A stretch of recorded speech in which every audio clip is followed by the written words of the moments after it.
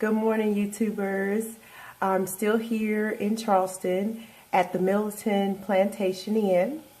And this morning I'm going to get up. We're going to go, Marco and I are going to the lodge. And we're going to have the free breakfast. And then we are going on the African American History Tour. It's the Black History Month tour. It's called Beyond the Fields.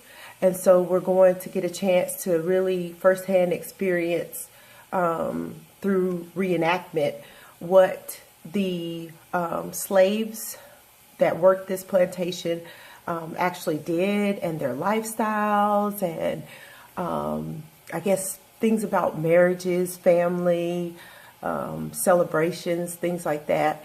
And there were over 2,900 slaves that worked this plantation, and the Plantation Foundation has actually managed to get the records and history. So they actually have an exhibit where they show the names and the information about the slaves, the 2,900 slaves. And I think that's really awesome that they went back and did all of that research so that those African Americans could be acknowledged, because they were a major part of why this plantation was one of the greatest plantations in America, as far as its beauty, because it's been named one of the best gardens in America, and that had a lot to do with the maintenance that the workers did on it, and the fact that it survived being burned down, being rebuilt. Then they had this huge earthquake that destroyed a lot of stuff, but each time they came back and they brought it back to life, even more beautiful than before. So a lot of that work, a lot of that hard work and sweat and effort was the African Americans that worked here at the plantation. The other great thing about this is that the key Middleton that is very famous here, that was political, that owned the property, actually signed the Declaration of Independence. And then they had another distant relative that owned the plantation that eventually was a major part in the secession from the Union. So there is a political history here as well, if you're into that kind of thing. So there's just a lot of history here. I'm really enjoying it. And I get to show you the mystery bird today. I'm excited about that. So I'm going to eat a little breakfast, and then we'll get back and talk and see what we can see. Okay, so we're here at breakfast at the lake house, and it's really nice. That's my plate. And Marco's having some kind of eggs Benedict on toast, but also look at our view at breakfast. Oh, it's really gorgeous. So we're gonna smash this food right quick, and then we'll get back with you on the tour. So we're walking to the tour, and what do we find? An alligator. Actually, two of them, because there's one down there too. Yeah, they're getting the morning sun because it's a little cool this morning. Marco's scared that I'm going to get chased by the alligator, but I'm trying to get a good photo for you guys. That is amazing. The sheep are grazing this morning. Okay, we finally made it here to Eliza's house, and we're going to take the Beyond the Fields tour. So apparently Eliza lived here even as a free person up until 1986 when she died, and at that time she was actually working as a weaving demonstrator here by choice. So this is going to be really cool.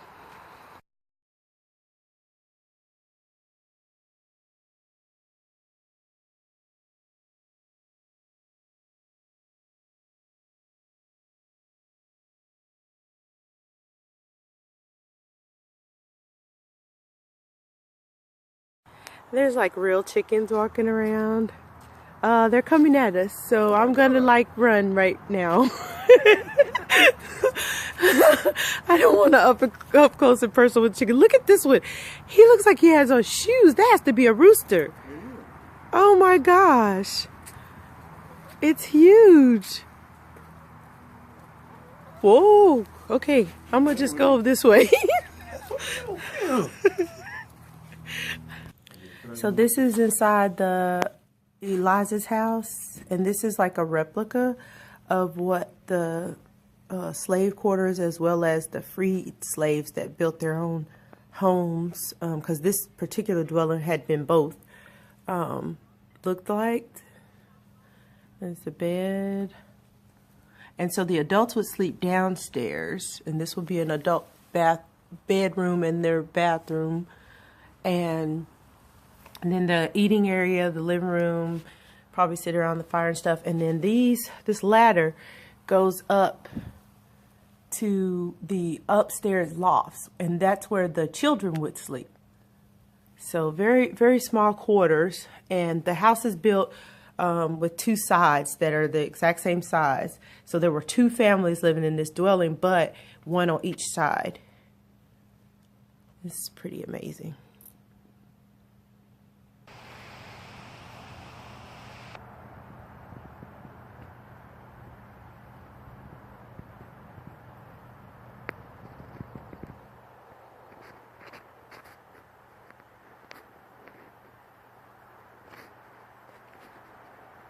Ooh, this was a hard way to do laundry. Goodness gracious.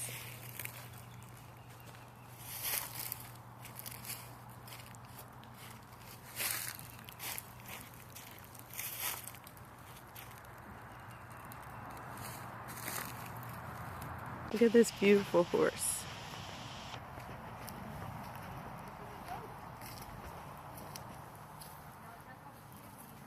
Can you look up for me? Oh, you're so pretty.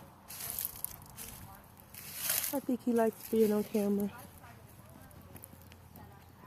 What a pretty horse.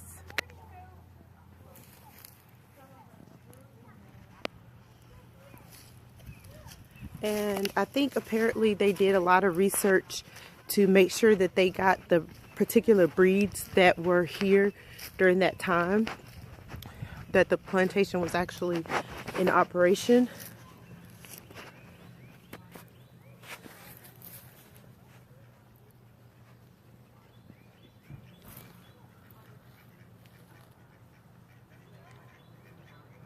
I'm gonna just let y'all know this horse's lashes are on fleek.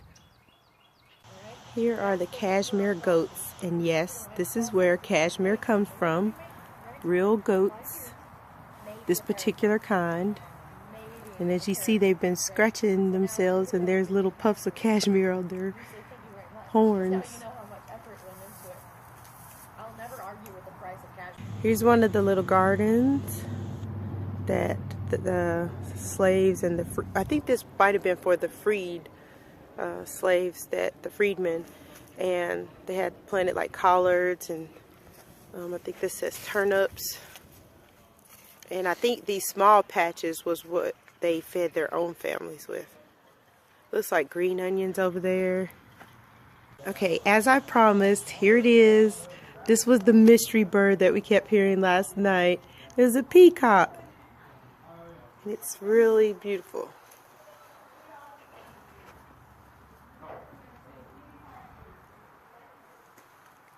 Hi, Mr. Peacock. Don't make any sudden moves. Thank you.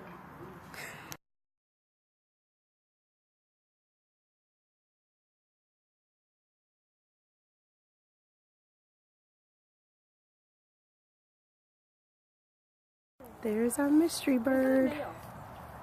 And he's got his feathers all out, looking beautiful.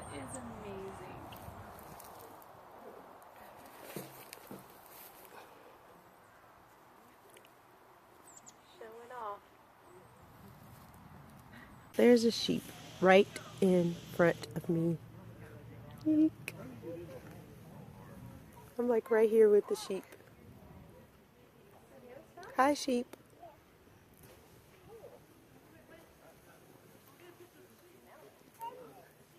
And there's some bunnies over here. That was the goat. I mean, the sheep.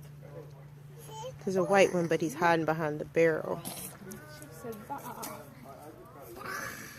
Oh, there it is.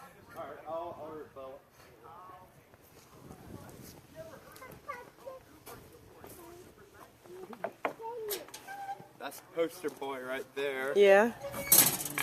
Really friendly. He loves to eat food. This is Poster Boy, the sheep. Hi, Poster Boy. This is the blacksmith's workshop.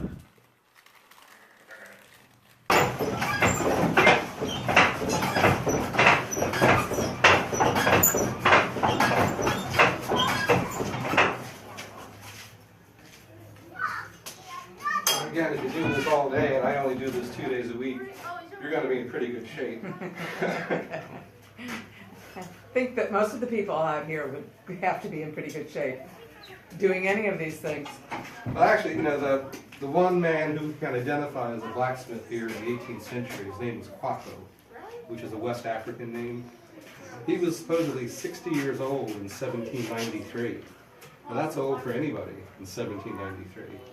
And I think he was probably teaching other people how to be the blacksmith by then. But, you know, he had a hard life, pumping the bellows and everything, but he must have been in pretty good shape. So, anyway, what I'm doing here today is straightening out this horseshoe, which I will make into something else, probably this thing here. And when it's bright orange like that, you can turn it into a lot of different things. Oh. Now, a hook with its own nail was handy because nails in the 18th century were very tedious to make, especially by hand. So if you had to make hundreds of these for a house or something, you didn't want to waste it on a little hook. Now, the other thing they used to do here, of course, is repair farm tools. These pieces here are actually original.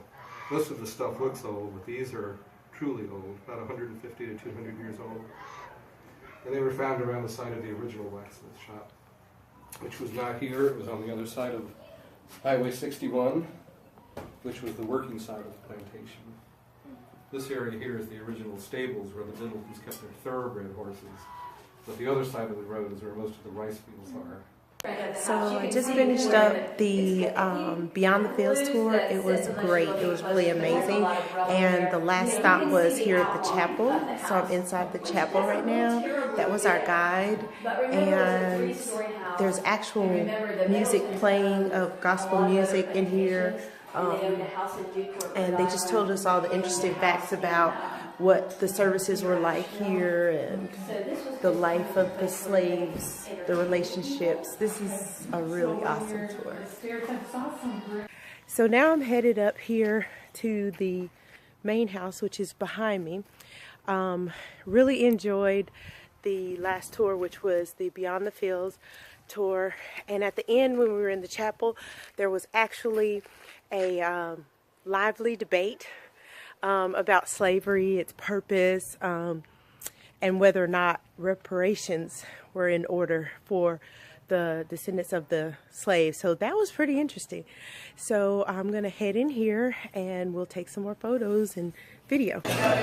Okay, so I finished the first tour and my next tour is until 1:30, which is the tour of the main house. So I stopped to have a little lunch at the restaurant and this is what I ordered. I take care of my feet. I do my own feet. So, let's see everything.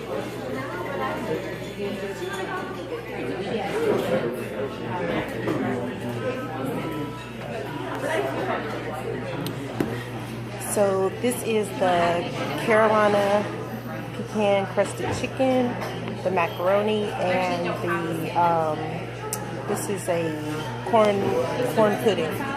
So, and of course, I made cornbread and a little bubbly. So I'm gonna enjoy this meal and then we will go on the tour. Bye. This is the view at lunch. It's beautiful. And I just started in on this plate, and oh, it is so good. This macaroni cheese is so creamy. The chicken is so delicious, and oh my God, that corn pudding is everything, okay? Like, I had to get my life up in here because it's serious. So, I gotta put this camera down because I gotta finish this food. You know why that Hands is. would. You know why weaving is men's work? It actually, I would think, would be require strength. Not strength, pays much more, but that's not the reason. It's very mathematical. And shucks, I just don't have a head of figures. Women just can't think in that way. Which is funny to me, though, because you pointed out the mathematical proportions of it all. Women played music. It looked like musical scales. Mm-hmm. And certainly women were trained in elocution and music and. What was the movie we just saw of the women that were? Hidden Figures. Have you seen Yeah, that? isn't that great? Yeah. Mathematical I see geniuses. you're getting it So untangled. I'm getting it. I align the fibers. Yeah, Get all the getting it aligned. get all the crud out, and then so this is carding this way, and this is called dofting when you take it off. Nothing on that one. We need 2 of those for Maggie's hair. Two My of them, dog. right. And then you can spin Maggie's hair. Card, doft. When you get it nice, yeah, this is I love this. This is meditative. I could talk and just do it all day. And then, not to keep you too long, you roll it off. And this is called a rolag.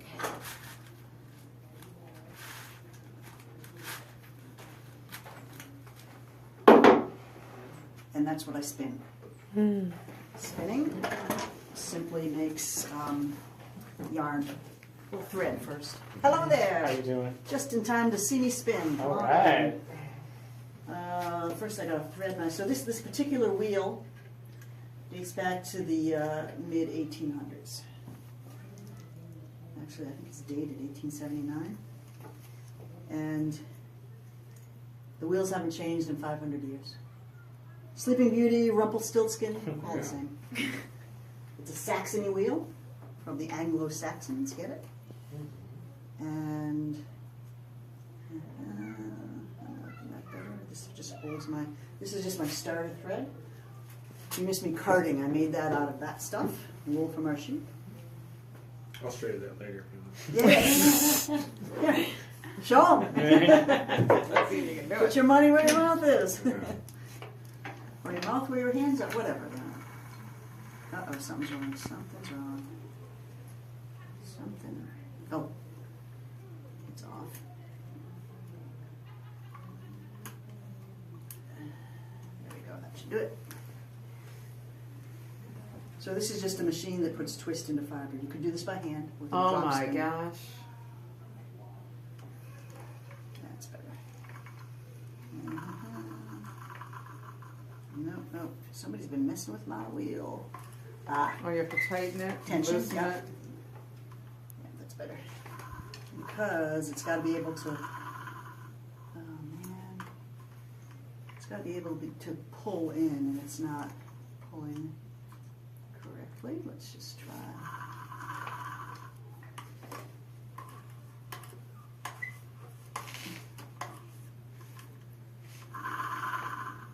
Well, as I blather about how spinning is so easy and your wheel has to cooperate, and it's not. So you see what my dilemma is, that if all works well, this spins, and as I go, You're able to Just pull twist it. it. pull, twist, and it pulls in, but it's not pulling in. So when that happens, no fear, you can do it the old way.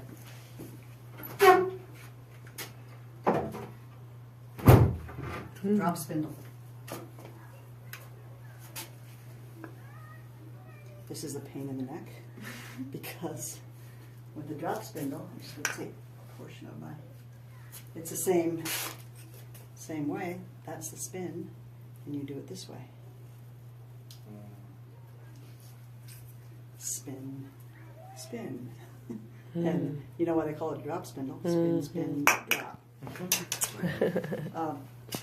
So I'm just showing you a That's taste, and it's hard work. Yes. Well, it's you gotta get the sweet spot, and it's not happening. So there's that style drop spindle. That's an old one. There is this style.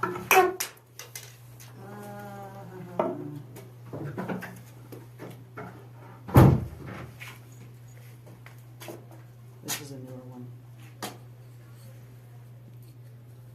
And somebody's been, well, that's ugly yarn. Somebody's been trying. So prior to wheels, they would do it this way. Yeah, there we go. Just twisting it. It's just twisting it, yeah. The trick is to Oh, start how it. beautiful. Yeah. So this has had a real resurgence. If you go up to North Carolina, anybody from North Carolina? We've lived there, but Mount Pleasant? Less. oh, Well, we have more than this tucked away. You feel it, real touch, feel. cashmere. Real cashmere. oh wow. So here's the dilemma with this. Yeah, touch, feel. Oh, wow. It has the guard here in Wow. it. See the hairs? The long hairs. Each one of those hairs must come out. Oh, The wow. fluff is the cashmere. Wow. So I've spun it, and it's pretty rough, awful stuff because, you know, as you spin it, the hairs stick out. I have not found a good way. Of getting the hairs out. Oh, no, you're fine. Flax, which makes linen and sheep's wool. so much. You're welcome. You could have put yourself flat. I do a craft here that you have probably heard of called coopering. Coopers make barrels and buckets. I'm going to attempt to take this hoop off without it falling apart. I've got a safety strap in there because I need to have the hoops the same size. If you're making a barrel and you're working with found objects, these hoops are all things that I've made or that I fabricated or found out, because this is a ring from a wheel actually. Coopering is all about angle and about fit. I do it on a small scale. Here, over here, and over here are examples of my work. At one time, they made barrels here for rice. Rice was the cash crop. It went in barrels like the one in the corner. Made of pine, they had the wooden hoops on them to save money because rice is a dry product like sugar and tobacco. The daily task requirement for making barrels, and they had to be almost watertight, was to make 3 of those things in one day. That's one man, 3 barrels took at least 12 hours. All of this was done by enslaved Africans. They were under what is called a task system. So instead of working arbitrarily from sun up to sundown, they worked to the completion of a task. When they were finished with the task, they were theoretically done for the day, but then they had to work for themselves to get food on the table. So in many ways, the work was never done. So I do it on a small scale. Now, when it came to turned objects, they might use a great little lathe in the making of spindles of various kinds. Yet another specialty, where one man turned the crank and the other did the cutting. They could turn out balusters for staircases and hubs of wagon wheels. Some of the very best slave carpenters of the Low Country were trained in England for a year or two to learn the finer points of woodworking so they could be hired out on a regular basis. Because the local white woodworkers would refuse to train them. They saw how good they were. And so they went overseas for advanced training. They would come back and be astronomically valuable. But as a people, we think their greatest contribution was the knowledge of rice. Remember, the African women had been growing rice for hundreds of years. The English had never grown rice. Rice was about the only thing they could grow here to make money at. So the slave owners learned from their slaves the intricacies of growing rice, which is kind of a funny thing to get your mind around. So I'm going to put this hoop on here after I've reinforced it with yet another thickness to make it closer to the same size as that one right here. It's called a Dutchman. I don't know what's called a Dutchman, but I'm going to put that in there and retie that. If you have any questions, if I can clarify anything. Whoa, just walked out and ran into this big pig. You never know what you're going to see. I guess it's more like a hog, and he's grunting in his sleep. And there goes the ducks crossing. And the chickens. And the cow. Which I'm being told we're going to actually see a cow milking. today.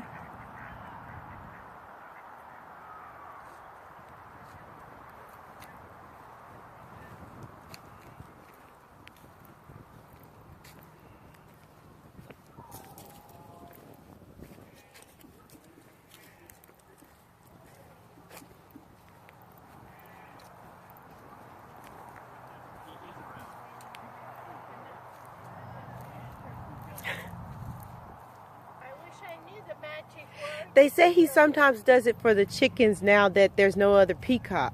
So I was hoping. Yeah, there's only one. The other one was scratching cars or something. They used to do it all the time. He'd be out here. What's that silly man doing? Look at that neck though, the colors on that neck. Oh, I The know. blues and the greens. That's gorgeous. There's a big old